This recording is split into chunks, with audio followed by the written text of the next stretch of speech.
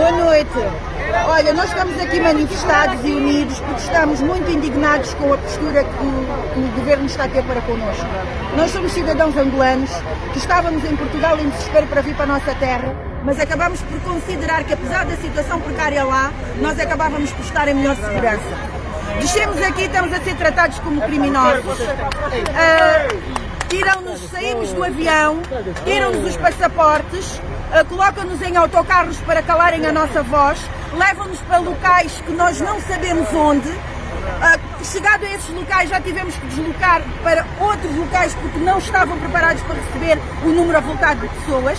Estamos aqui neste momento, neste local que é um centro infantil, que está ainda a ser apetrechado, não é?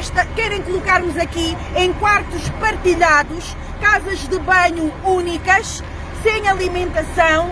É assim, meus amigos, nós não queremos ir contra aquilo que são leis instituídas, mas todos nós estamos a trabalhar por uma Angola melhor e, portanto, é para melhor que nós temos que trabalhar.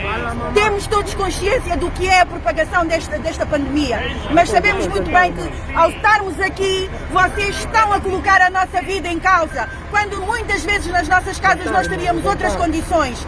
Concordamos sim que vocês coloquem penas crime, coloquem-nos pulseiras eletrónicas, ponham as pessoas que não compram na cadeia, mas não aceitamos de forma nenhuma as condições que nos estão a dar aqui.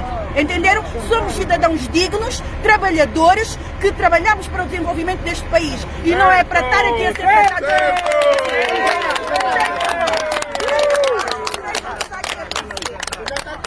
Temos mulheres menstruadas com dores que não têm um comprimido, temos mulheres diabéticas a horas sem comer, temos pessoas hipertensas com problemas, temos idosas, a nossa bagagem retida com coisas que são perecíveis, entendem? Portanto, não estamos a entender o que é que está a ser feito, estamos num Estado democrático, suponho, e é assim que eu quero entender, porque amamos a nossa Angola, mas, por favor, têm que se fazer ouvir, porque o que estão a fazer aqui connosco não é feito em lado nenhum, entenderam? E por isso temos voz, e estamos aqui a dizer sim, enquanto cidadãos, estamos à espera que nos coloquem em melhores condições.